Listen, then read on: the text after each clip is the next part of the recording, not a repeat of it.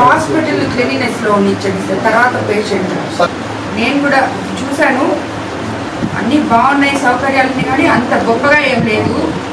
So దాన్ని కూడా కొంచెం మనం రెక్టిఫై చేసుకుందాం రాబోయే రోజుల్లో తప్పకుండా.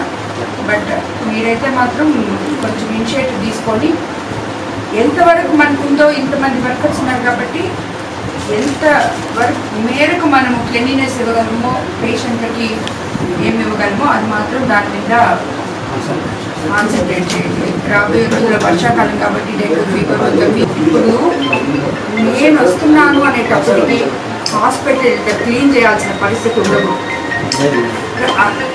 ఇప్పుడు అలా లేదు మేడం అని మీరు చెప్తే మీరు చేయాల్సిన అవసరం లేదు. మీరు ప్రతిరోజు దానికంటూ ఇంతమంది వర్కర్స్ ఉన్నప్పుడు క్లీనింగ్ చేసేదానికి వర్కర్లు ఉండాలి కదా. ముందు క్లీనింగ్ చేసేదానికి మెయిన్. సో ఎప్పుడు ప్రతిరోజు ఎమ్మెల్యే వచ్చినట్టే ఉండాలి హాస్పిటల్. ఎమ్మెల్యే వచ్చేటప్పటికి దాన్ని అలంకరించడం కాకుండా నేను వచ్చేటప్పుడు మీరు ఏమీ చేయక్కర్లేదు, ఏ షామయానాలు పడలేదు, ఏ బొకేలు పడలేదు, నేను అప్పుడప్పుడు వస్తూనే ఉంటాను సరేనా. మొత్తం ఏ రోజైనా అక్కడ హాస్పిటల్ ప్రతిరోజు ఎమ్మెల్యే వచ్చేటట్టు ఎట్లా చేస్తారో మీరు అట్టే ఉండాలి. పేషెంట్లకి ఇంపార్టెంట్, ఎమ్మెల్యేలకు కాదు. ప్రజలకి ఇబ్బంది పడకుండా బాగలేకుండా హాస్పిటల్కి వస్తారు.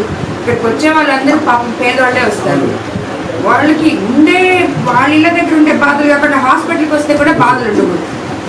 అది ఇప్పుడు ఎలక్షన్ అయిపోయింది, మన గవర్నమెంట్ వచ్చింది, ఇప్పుడు ఏం కావాలో చెప్తే అవన్నీ మనం అరేంజ్ చేస్తాం. కానీ ఇక్కడ మీరు చేయాల్సిన డ్యూటీస్ మీరు చేయండి సార్.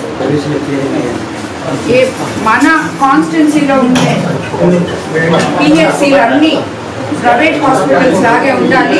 దానికి నేను తప్పకుండా హెల్ప్ చేస్తాను. మీకేం కావాలంటే మీరు పేషెంట్కి హెల్ప్ చేయండి.